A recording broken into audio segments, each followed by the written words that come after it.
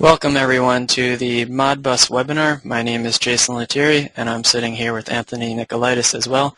We are part of the Unitronics support team in our Quincy, Massachusetts office. Today I'm going to be doing the presenting for Modbus, and Tony will be answering any questions that you may have. So feel free to just type those into the question box, and he's sitting here to answer anything that you may have questions about during the course of the presentation. So we'll start off with a PowerPoint. We're going to be looking just a little bit about Modbus history, some general operation, talking about the slave addressing, and then some of the delay times that we recommend as well. So the Modbus Protocol, it's a messaging structure that was developed by Modicon in 1979, so it's been around for quite some time now. And it's used to establish a master-slave relationship between intelligent devices. So you can have a Unitronics controller be a master, and then also Unitronics controller be a slave. And we also support talking to other third-party devices as well. So it's not just solely Unitronics communication. It's very powerful because, as it says here as well, it's a de facto standard. So it's open and it's widely used in the industrial manufacturing environment. Some common examples would be customers would want to talk to other types of controllers, like an Allen Bradley, for example. You can also talk to any type of third-party HMI screen, or also any other types of I/O points. So that's just some quick examples of other types of devices that you could talk to. But it's really, as I said, an open standard, so you can talk to pretty much any device that supports the Modbus protocol. We would be able to talk to that either as a master or as a slave. Unitronics can support being either of those on the Modbus network. And let me just say real quick too that we have a master-slave relationship. And today we're going to be looking at Modbus RTU, which is Modbus serial. We also support Modbus TCP, which is over the Ethernet layer. We're not going to be looking at that so much today. We already covered that in an earlier webinar on Ethernet. So if you are curious about Modbus IP over Ethernet, you can take a look at the previous webinar that we have for that. But today we're going to be focusing on Modbus RTU, Modbus serial, and we support that over the RS-232 or also RS-485 network. It's more common to be using the RS-485 since you can have more nodes than you could on the point-to-point RS-232. But this graphic here shows just some of the basic operation for it. You have your master and your slave PLC configured. You will need to have a COM initialization block, a Modbus configuration block, and then also any read coils or write coils or write registers, preset holding registers on your master device. And the master is really the controller which will be executing all of the commands. So your reading and your writing is all taking place from the master, and that's what you program into your ladder logic. Setting up a slave on the Unitronics network is really pretty simple to do. It only requires 2 nets in actuality. You have to have the same COM initialization to initialize your serial port, to say whether it's 485 or 232, and then also a Modbus configuration block so that port knows to talk serial protocol. And then the second net that you would have to have is the scan block. So the scan block, once you've configured the controller as a slave, the scan block is going to allow you to have the PLC be scanning and looking for requests for reading or writing from the master. So the slave is really just sitting there and waiting for requests from the master controller, which actually contains the logic to be able to read and write and find out whatever information that you want from the slave controller.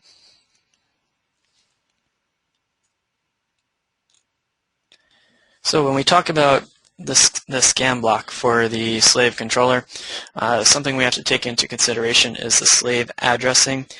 Any device that you acquire that's a Modbus slave will publish a Modbus slave addressing table.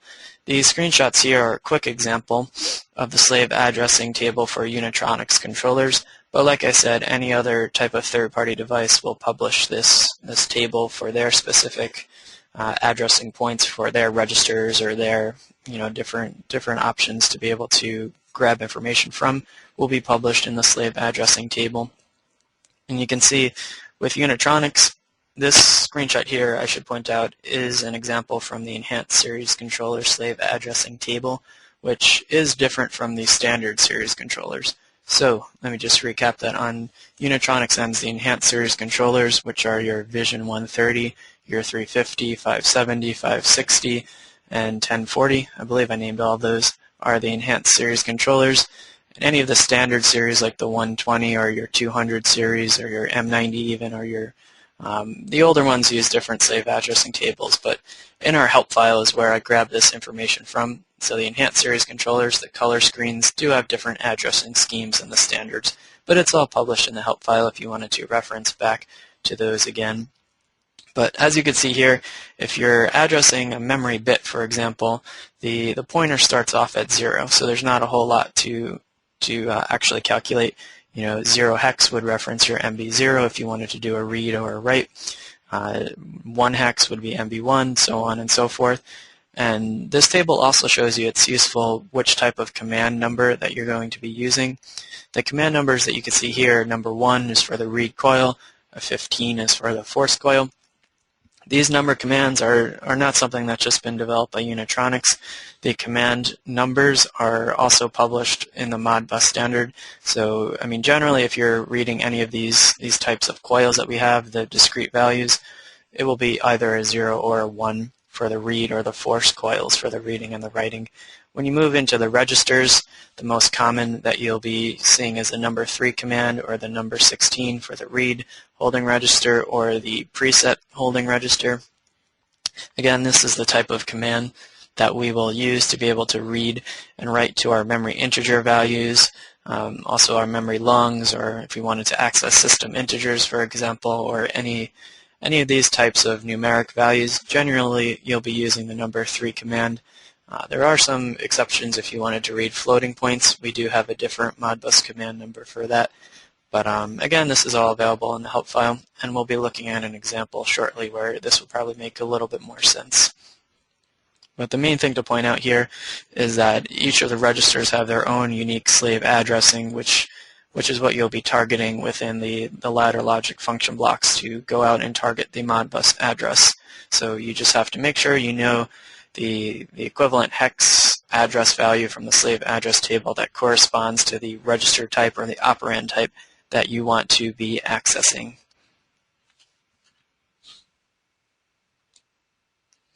Now I should just point out too, when you're using Modbus RTU, our serial Modbus Protocol, we do recommend that you have a delay time between consecutive references to the slaves. So if you have multiple slaves on your Modbus network, we recommend that you insert some sort of, you can have cascading timers or some sort of timer regiment so that you delay the commands between the preset holding registers or the read coils or read holding registers. We just recommend basically that you have some sort of delay between those commands when you're referencing multiple slaves. And these numbers, again, was just taken from the help file. If you're using a 350 or the 570, the minimum is really 0. I'm sure this also corresponds to our 560 or our 1040 since it's the same hardware, essentially. But if you're using one of the higher-end controllers, I guess I'll say, the minimum time required is 0. Recommended is still 5 milliseconds. But you can see as the controllers progress down as far as power, the recommended time in between those slave references is increased as well. So that's just something to keep in mind to make sure you have enough delay time between your different command numbers. And this is essentially to make sure that you're not missing any reads or writes or having any data being lost due to overwriting or functions not fully completing in between the command sends. So you just have to make sure you have enough delay time in between those slaves, which again is published here and in the help file. And that's all that I have for the overview here. Now we'll take a look at an actual demo, and then we'll look at the code behind it. So I already have 2 programs, a master and a slave, loaded into 2 570 controllers on my desk here. And I'll hit my run. And again, I'm using the remote operator tool.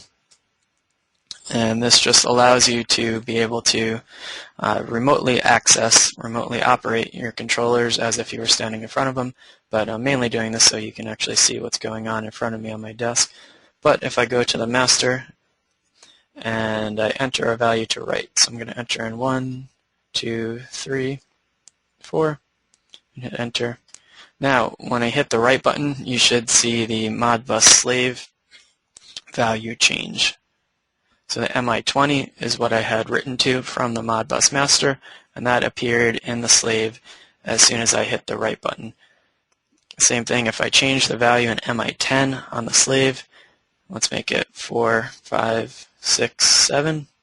I'll hit enter. As soon as I hit the read button on the Modbus master, it's going to read in that value from MI10 and place it inside the master Modbus controller. So once I hit read, the value will appear on the Modbus master. And right now I just have a serial cable, just an RJ11, standard telephone cable plugged in between the 2 ports of the controllers.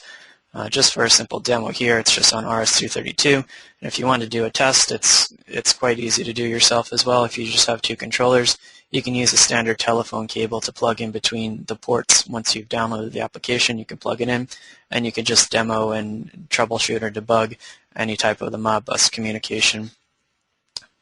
But this is just a simple example of what you can do with a Modbus master and slave application. So we'll go ahead and take a look at the logic behind this.